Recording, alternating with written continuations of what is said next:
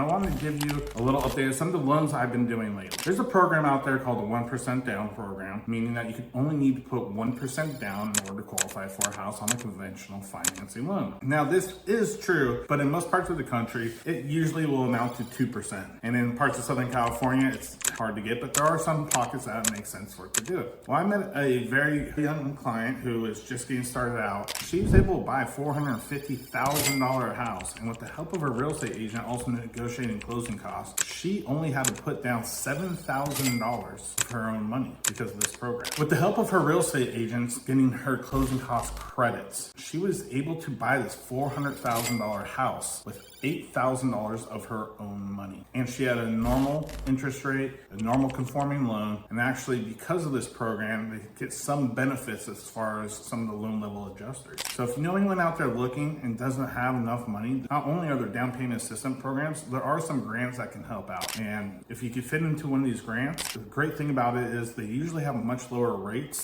than a lot of the down payment assistance programs. But give me a call. If you know anyone looking, please let me know. Would love to contact them. Jeff Harrelson, Grizzly Loans.